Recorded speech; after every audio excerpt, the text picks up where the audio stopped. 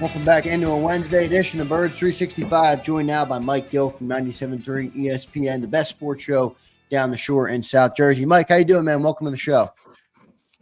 I'm doing all right, guys. I'm doing all right. What's happening? What's up, bud? We haven't talked on this show as well. Mike and I talk on his show, but I want to get your perspective from your text board when you hear from your listeners what they've kind of focused in on when it comes to training camp, what they've been most interested in, because I'm always interested to see where they're going with it.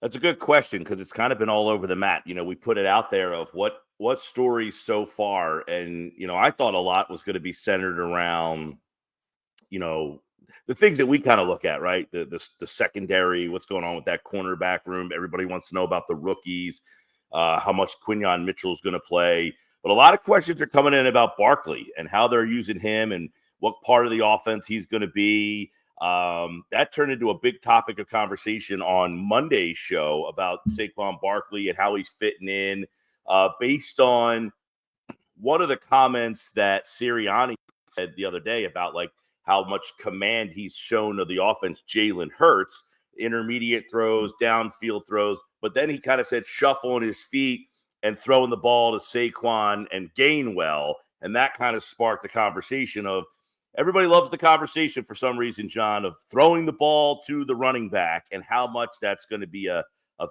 part of this offense. So that little comment from Nick Sirianni, I think, kind of sparked a lot of our listeners to say, well, are they going to use Barkley in the backfield? Are they going to throw him the ball? They haven't been doing that over the years. So I think people kind of want to see if that's going to be a bigger part of this offense than it's been under Nick the first 3 years.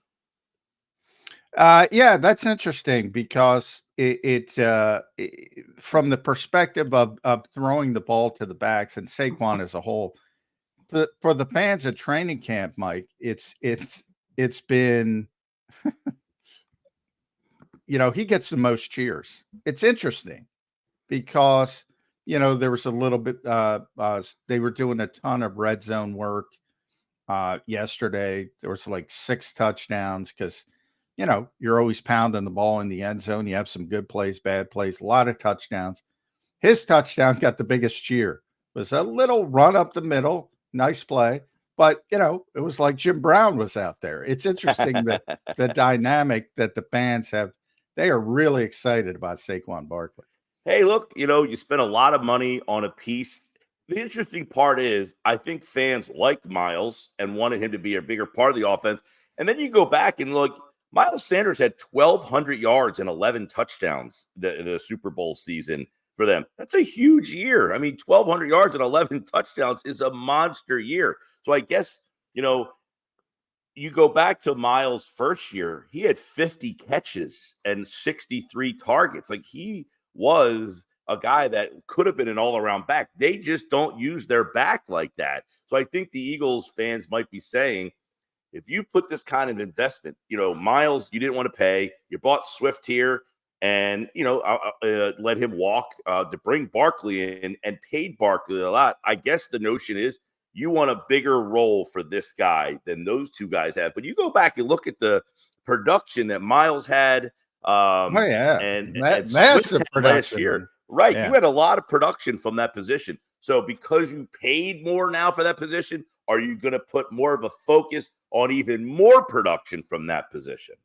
Well, one more follow-up. Sorry, yeah, Xander. It's it's interesting because you brought up Nick's comments correctly about him saying one of the impressive things about Jaylen is, shuffling his feet, dumping it off, being willing to take that instead of maybe trying to extend things all the time. But he also said that same press conference, if people missed it, obviously, the passing offense goes through AJ, Devontae, Dallas, and then it becomes, all right, the rest of the puppies at the, the litter, you're getting the scraps after those guys. And that includes the running backs. So there's not going to be this massive sea change. Does that include Dallas? Yeah, he said Dallas. Yeah, he said those three I guys. only throw that in there because, there's a lot of buzz about Grant Calcaterra, and that would assume that maybe the tight ends are going to be a bigger part of this offense. They were a bigger part of the LA Charger offense than they And Dallas, were. Allen has a history. They played a lot of 12 personnel in practice, and there has been. I think Grant will be more involved. But Nick specifically mentioned AJ, Devontae, Dallas. That's it. And that's what should be, by the way. You should Sure. fire him if it isn't. So and he did bring up the old adage of there's only one football and there's only a certain amount of plays. And I think that was a little preparing people, so to speak. Well, we saw it last year. Was it last year, the 1 year where A.J. Brown had all the targets and Smith got none, and he won the game? It was like, well, A.J. Smith didn't get any targets. Well, that's life sometimes. So it might be a week-to-week proposition. Which guy is going to be the focus of the offense this week? Is it Brown that gets 12 catches, or 10 catches, 12 targets? Is it Smith that gets the 8 catches and 10 targets? Is it Goddard that has, it might bounce around from week to week. That's just life in the NFL when you have a lot of good players. Sometimes you go in that meeting room and say, all right, Dallas, this is your week. We're game planning you to be the big guy because of what this defense shows us. And we think this is your week to have the big week. The players have to be okay with that. And I'm sure some weeks, most of the time they are, but it's people like us who look back and say, well, why didn't Smith get the ball this week? Well, it wasn't in the game plan because of what, X's defense generally shows on tape. Yeah. Mike, you're doing a daily show. You're talking to a lot of guys who are down there. Johnny Mack, one of them. I'll ask you the same question John asked about your listeners. What stuck out to you outside of the passing of the running back? What's a storyline that you've taken from camp so far? We're just over a week into this thing. A lot of storylines, a lot of talk about young players, different players. What stuck out to you so far through the first 5 practices? Well, you hit on the young player thing, Quinyon Mitchell, and what they're doing with him, kind of moving him all over the place. Howie said something the other day. I think he was on the Up and Adams show, and we played that audio about young players. And it's one of the things you love about camp is watching them progress and then progress up the depth chart. So as much as we all love to see what the rookies are going to do, you want to see where they end up on that depth chart and how fast they can work their way up. A lot of first-round picks, they start right at the top of the depth chart. Well, Mitchell's kind of working his way through. It's almost like a National League wild card race here where you're like trying to bounce over a bunch of teams to get to the top. You have to get by this guy, then that guy, then this guy. Well, it seems that he is making his way to the top. So that's the number one thing, I think, is where are they going to end up settling in? Now, we can't see what Cooper's up to because of the injury, but where are they going to settle in with Quinyon and then eventually Cooper when he's back and ready? And where they will factor into this defense. I think that's got to be way up at the top of the list. The James Bradberry thing has always been interesting to me. I've said it on your show, my show, is I don't know why they didn't take a look at him at least at corner. Fangio let him judge for himself. Well, apparently Bradberry went to them and said, I'll go play safety. So I thought that was interesting. How he factors into that safety spot, I still think it's a long shot, for what he's getting paid. But do you just outright eat the money? He's not a special teams guy. He doesn't seem to be in the mix at corner at all. So his future, I guess, is something there. The linebacker spot, Nolan Smith would be the other guy. Nolan Smith, Nolan's looked very good against spread, Johnson. I've heard the Nolan Smith, Mr. Lehigh this year, right? On the defensive side of the ball. He's been I've good. heard he's bulked up, looks bigger. The question will be, whose playing time does he cut into? Is he a Bryce Huff guy? Is he a Josh Sweat guy? Where does he usurp somebody to get more snaps and more playing time? So that, to me, is going to be pretty interesting on ultimately where they decide and how they decide to use this guy. Well, I don't think it's an issue with playing time. I think the more he can play, because that's a rotational position, and we saw last year it was evident that Hassan Reddick and certainly Josh Sweat played too many snaps. So if he can get those numbers down and have a solid 4-man rotation. That's what the Eagles want. Yeah. And Nolan Smith has got to be a part of it. And hey, he's got plenty of snaps, and they're going to have no issue divvying those up if he performs well. And that's a big part with Bradberry.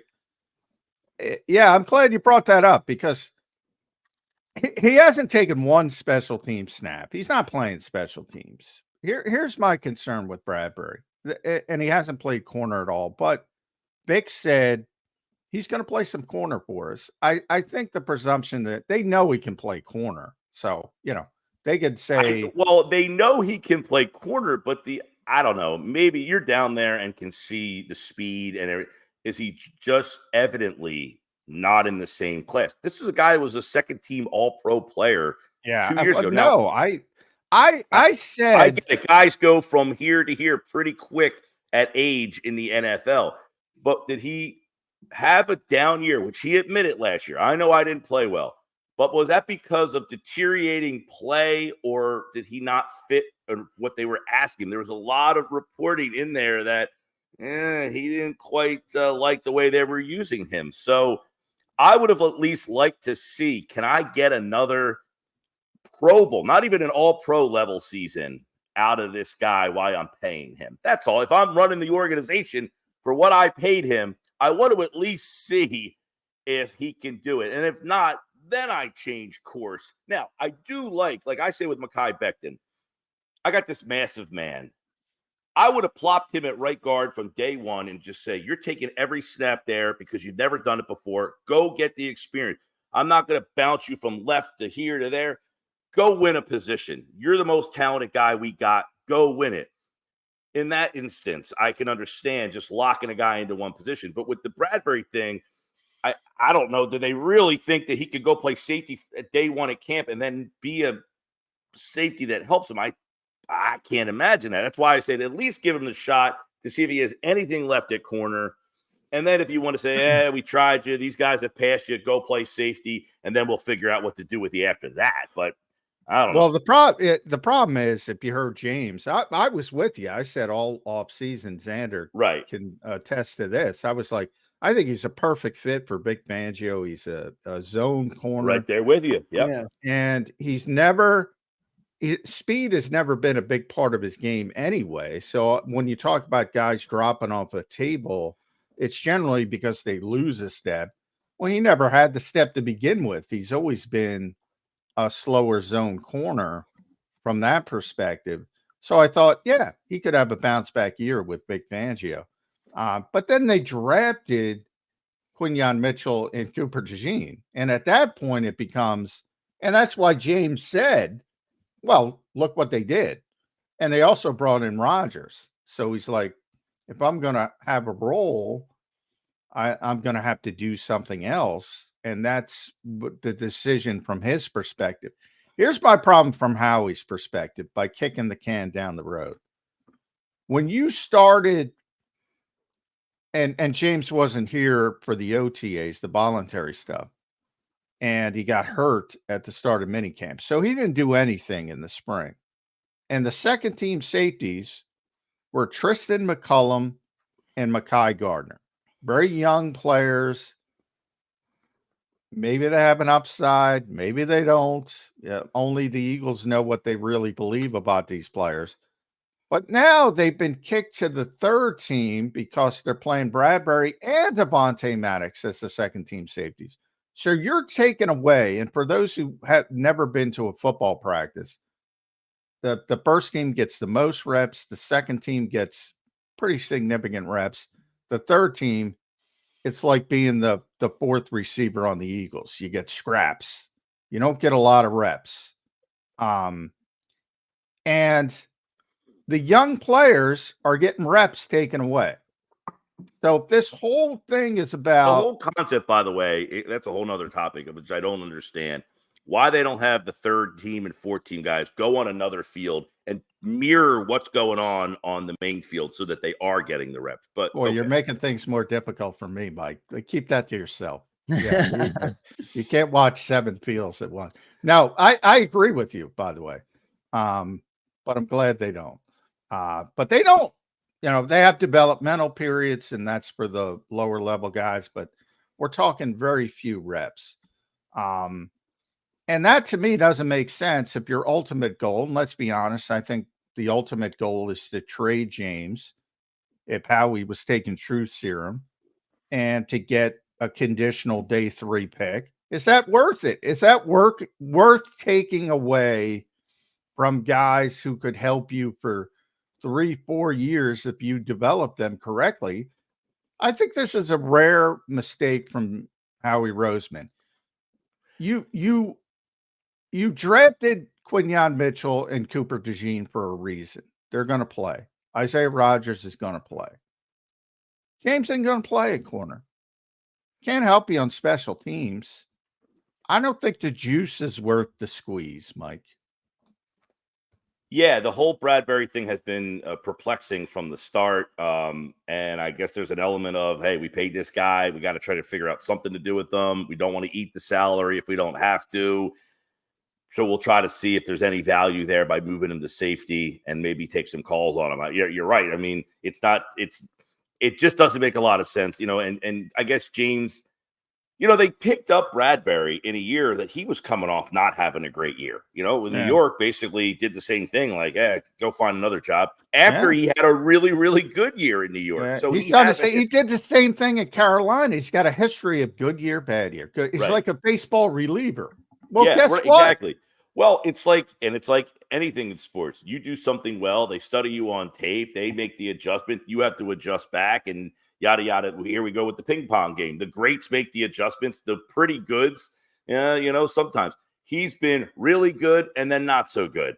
Really good and then not so good. Well, this is the year I would have at least taken a chance to look to see if there was a really good still left in him. So now the question is, there was a lot of talk about Hassan Reddick when he was here. Like, he's a really good guy. He would never hold out. That's just not his personality.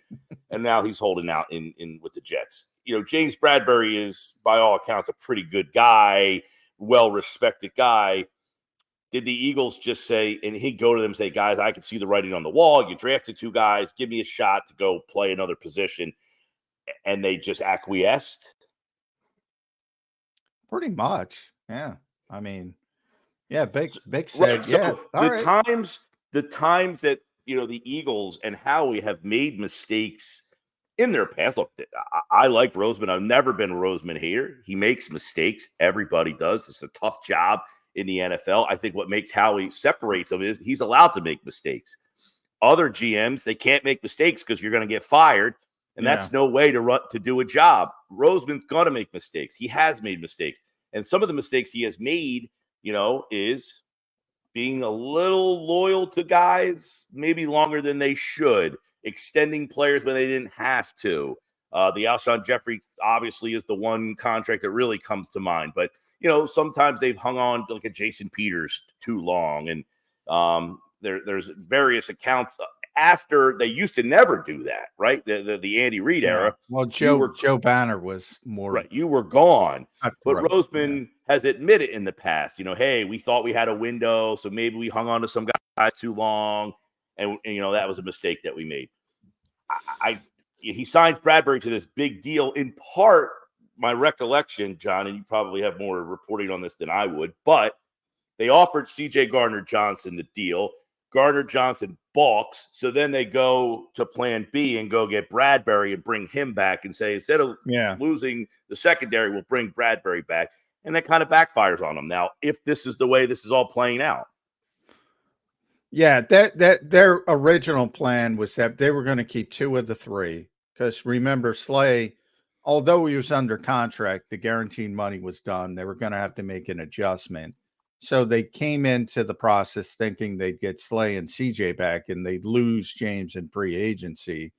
And then things went south with CJ, and it ended up being James and Darius. But even Darius almost left at one point. Slay almost left for Baltimore, which he's now publicly admitted. And that was very close. And he and his wife said goodbye to the city, if you remember that. Yeah, I remember that. And they were on their way to Baltimore. And Big Dom was one of the ones who Saw his who got tricked selected. out golf cart this morning, John. Yeah, I tweeted out Dom's golf cart, which is pretty awesome, by the way. I think I saw it whizzing by me in Margate the other day. Yeah, I mean, he's got Eagles logo that lights up when he flips it on. He's got personalized seats. just to give you full disclosure, there are more golf carts zipping down Ventnor Avenue in Margate than actual cars. We're at that point now where the golf cart has outnumbered easier to get around, vehicle. man. Yes. Easier to get around. Yeah, Dom can get up there. Yeah. And Dom can get up to 40 on that thing, he said. Oh my God, he must have tricked that thing out. He must have upgraded them. He must have supercharged that thing or something. 40. You can't drive down Ventnor Avenue at 40 miles an hour. That's well, when Dom said that, I said, yo, man, you got to slow it down with these guys keep speeding all over the league. Don't tell them they can go 40. Yeah, golf cart. Yeah, I saw Hertz was driving and he almost backed into a pole and Howie like, hey, watch the pole. Yeah, it was pretty funny. Mike, let's move into the linebacker position. A lot of Zach Bond talk, with Devin White there lining up. There's a lot of rotation. What do you make of that position so far through the first 5 days of camp? I thought we'd hear a little bit more about Nakobe Dean at this point. What's your take on that position? All right, so this is funny because Sirianni the other day named 13 different wide receivers. He went through the whole list, and he named them all. Fangio also named almost every linebacker in the room the other day. Oh, Bond, we like him. He's never played the position. We think he can do it. Devin, he's a professional. Nakobe, he went all the way through the list of guys, and his answers were a lot shorter. And I said, well, is that his way of saying I got nothing here? I mean, it's funny because I'm interested, John, to see. I know Trotter, did he get hurt the other day? He had cramps. Okay, it wasn't an injury. It was really. I was reading Chris Trapasso over at CBS Sports had his all rookie team, and he has Trotter as the first team all rookie linebacker. I'm guessing he's an Eagles fan, right? I said to myself, does he know something that I don't know? Is he getting on the field? Is he in the mix here? Or is that just a prognostication of how bad the Eagles linebackers appear to be? I'll ask Jeff Kerr. He's probably an Eagles fan, would be my guess. Okay. Well, yes, I was, and he had him, ahead of Corley and Colston and some of the other guys who got drafted. So to answer that question, I think it's a fluid situation because while Devin White seems to be pretty locked in, you said there hasn't been a lot of Nakobe Dean talk, but I think that they seem to be at least much like we're talking about Bradberry playing safety, Bond playing a position he hasn't played before, but more willing to let him play that position. I don't know. Do they look at him? I think we brought this up a couple of weeks ago. Like, is there a guy on that linebacker crew that they see as kind of like their Van Ginkel, where they can just kind of mold him into that type of player that they want? Not yet. In fact, well, I guess the closest one would be Julian Okwara. And boy, he's getting trashed when he's trying to cover backs out of the backfield. So people are going to be very upset if he rolls out the Andrew Van Ginkel role, unless Zach Bond can morph into that. They were college teammates, by the way, Zach Bond and Andrew Van Ginkel. But yeah, that Blatt defender is going to be a problem if he keeps using it with the guys they have playing it right now. And I'm not sure they have that player. That's a difficult player to get. I'm a little surprised the Eagles didn't go after him in free agency, but he was coming off a Liz Frank injury, so maybe that factored into it. He missed the end of last season. To your point about Trotter, though, he's gotten some first team reps, not a lot. And I've said this to Xander a bunch of times, Mike. The whole linebacker room's almost interchangeable. Like, I feel as good with Devin White and Nakobe Dean as Trotter and Ben Van Sumeren. I don't think there'd be that much of a difference. I really don't. Yeah, and like the fact that Nakobe Dean has trailed into that group, you were hoping he was going to pull away from that group. Well, I think he is going to pull away. I think he's, but not so significantly, like you said. Like, it could be one or the other. He might win it, but not because he's far and away the best option. Well, that I agree with. Yeah. I don't think they have good linebackers. I mean, At this point, John, is Bond ahead of Dean right now?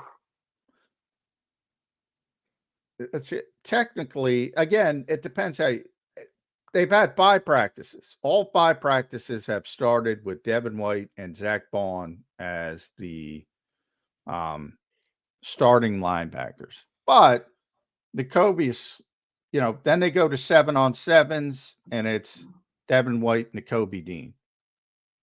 Then they go to red zone, and Nakobe Dean's the only linebacker on the field at one point. So, and as I said, Baker's rotating guys like crazy. So Ben's gotten first team reps, Ben Van Sumeren. Jeremiah Trotter's gotten first team reps. They've all gotten first team reps. Oren Burks, I've said the only reason he hasn't is because he's hurt. I just think he's trying to figure it out.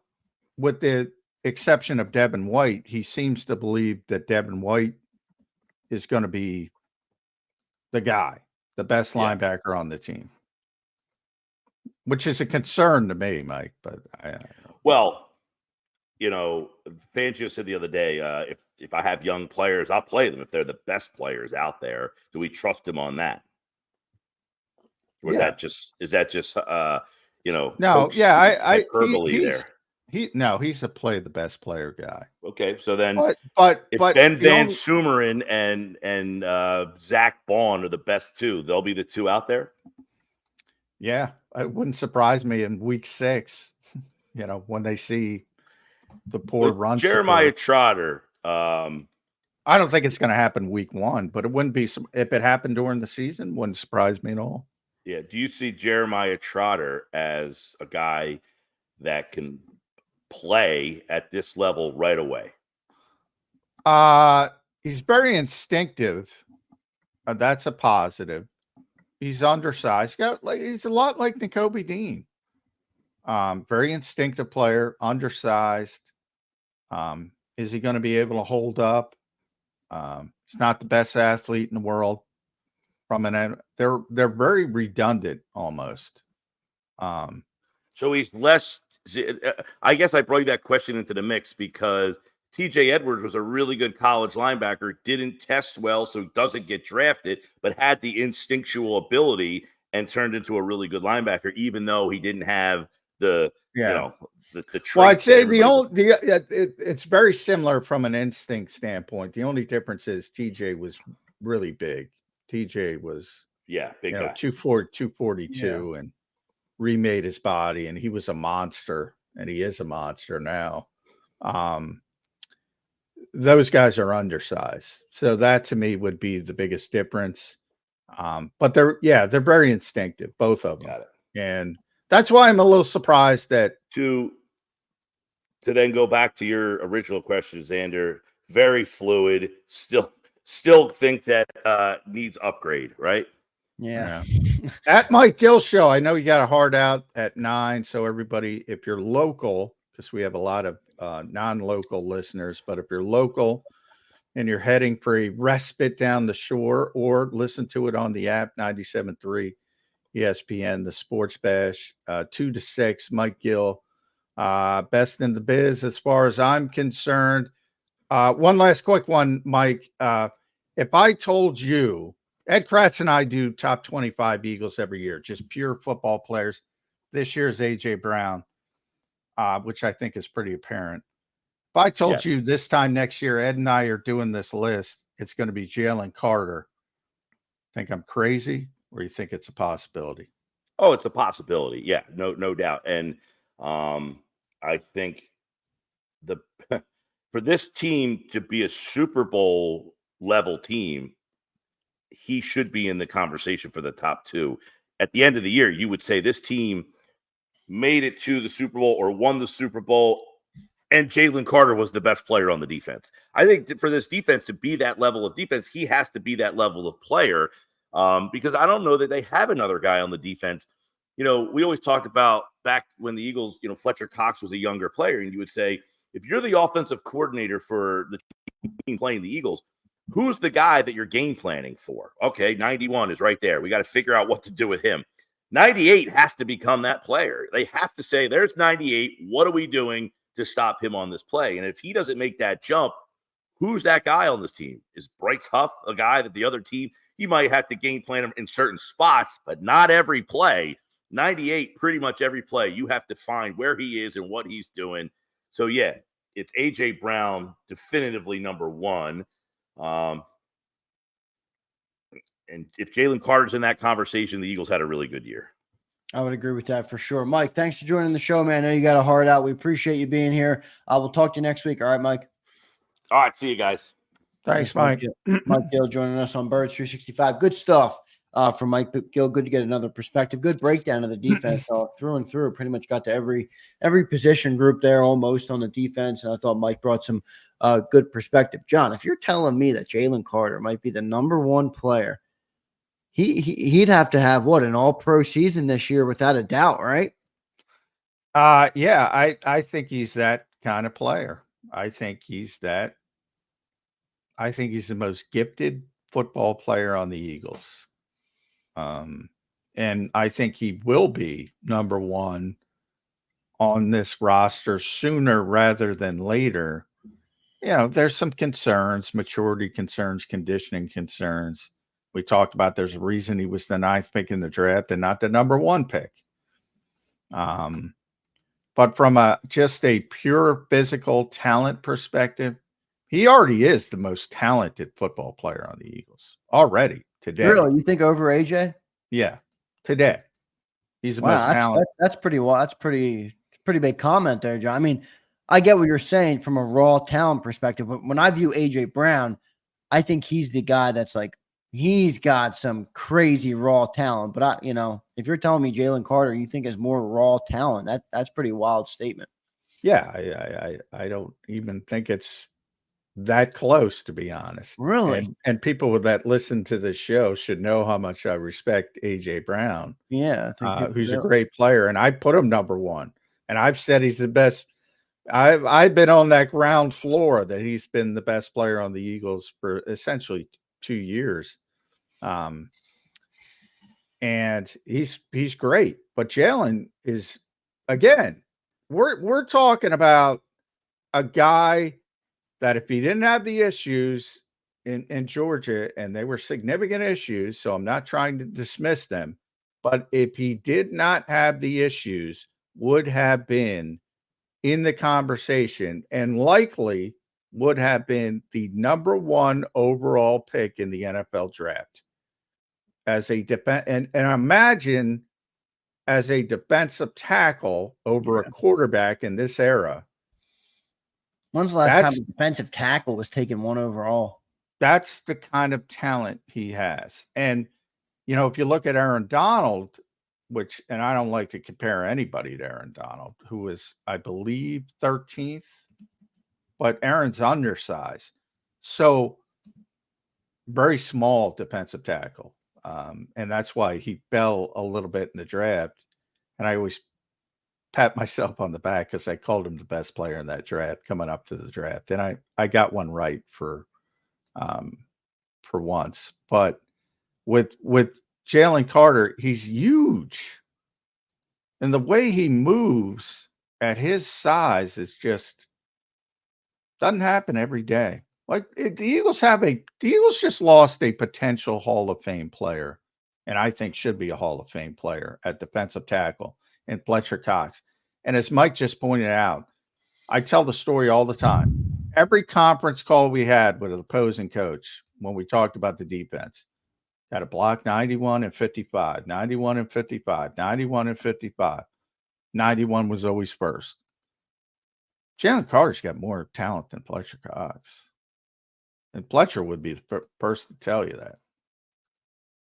From a raw talent standpoint, that's pretty amazing comments. I mean, it's good to know that we have that guy on our team. I can't wait to see what he develops into. Let's get to our next commercial break. Coming up in about 20 minutes, we'll have BLG, Brandon Lee Gowan. It's going to be good to talk to him because he's another guy who's been down there for each day of practice, has his eyes and ears on the practice field. So we'll see what he's made of the first 5 days of practice so far. We'll dive into all of that. And then some offensive questions coming up next before we get to BLG. Appreciate everybody being here. Already up to 69 likes on the show. Appreciate you guys. If we could get to 100 likes, I think that's a good goal. I think we can get there. A lot of good viewership today. So we appreciate all you guys. Help us reach our like goal. Thanks so much for being here. Stay tuned. We'll be right back on Birds 365. If you missed any of today's show on the JAKIB Media channel, listen to the podcast on your way home. Available on YouTube, Apple, and Spotify.